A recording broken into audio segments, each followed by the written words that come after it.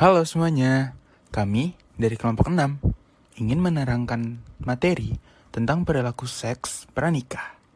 Di sini ada member dari kelompok kami.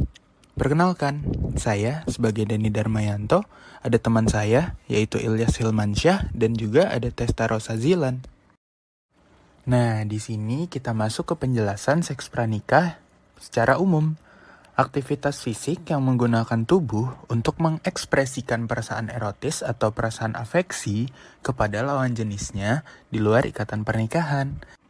Nah, biasanya hal tersebut dilakukan oleh remaja dengan berbagai macam perilaku seksual, dari berpegangan tangan sampai tahap bersenggama. Hal tersebut pada akhirnya dapat mengakibatkan berbagai dampak yang akan merugikan remaja itu sendiri. Nah, di sini ada bahaya utama jika kita melakukan seks pranikah atau seks bebas. Yang pertama, ada menciptakan kenangan buruk. Kenapa? Karena secara moral ataupun secara agama, seks bebas itu sangat amat dilarang. Apalagi kalau keluarga besar kita sampai tahu kalau kita sudah melakukan seks bebas. Nah, kenapa ada yang pertama itu menciptakan kenangan buruk? Yang kedua, ada mengakibatkan kehamilan dan juga aborsi. Orang-orang sebagian besar yang melakukan seks bebas itu akan mengakibatkan kehamilan. Nah, kenapa ada aborsinya juga? Nah, di saat mereka mendapati kehamilan dan mereka tidak menginginkan anak tersebut, mereka rata-rata memutuskan untuk mengaborsi anak tersebut. Nah, dampak dari aborsi itu sendiri akan berefek kepada kesuburan yang dimiliki oleh wanita tersebut. Contoh kasus, pacaran dianggap sebagai pintu masuk yang lebih dalam lagi, yaitu hubungan seksual pranikah, sebagai wujud kedekatan dua orang lawan jenis yang sedang berpacaran. Karena intensitas bertemu dan pengaruh dari media yang didorong dari rasa ingin tahu yang tinggi, maka remaja melakukan hubungan seksual pranikah pada saat berpacaran. Berpacaran sebenarnya juga sudah melanggar nilai dan norma, seperti pergi berduaan, berpegangan tangan, berciuman, bahkan sampai melakukan seks pranikah. Konstruksi sosial membiarkan laki-laki dan perempuan untuk berpacaran tanpa pelarangan yang memaksa.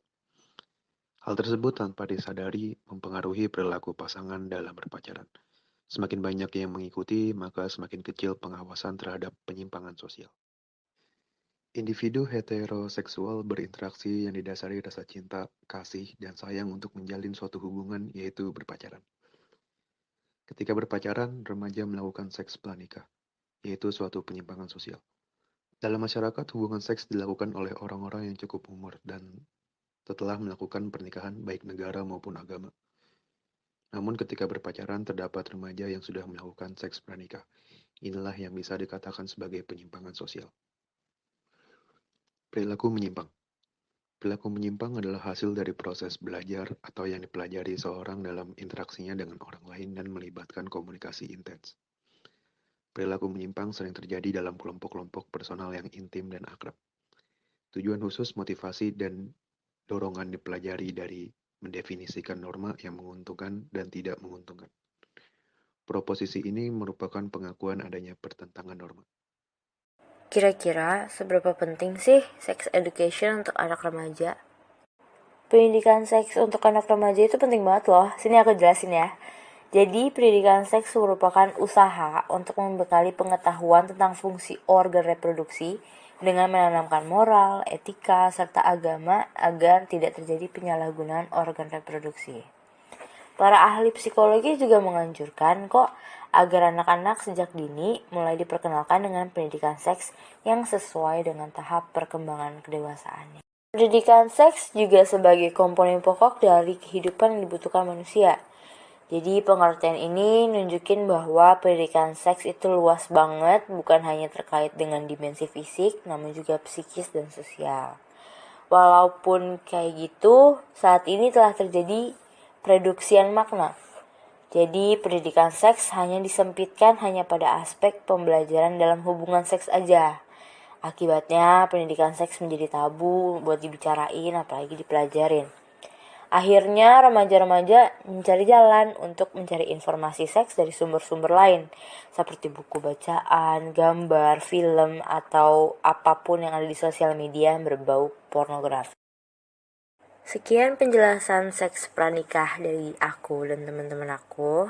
Makasih banget yang udah mau dengerin dan nonton dari awal sampai akhir yang gak ngantuk. Aku hargain banget.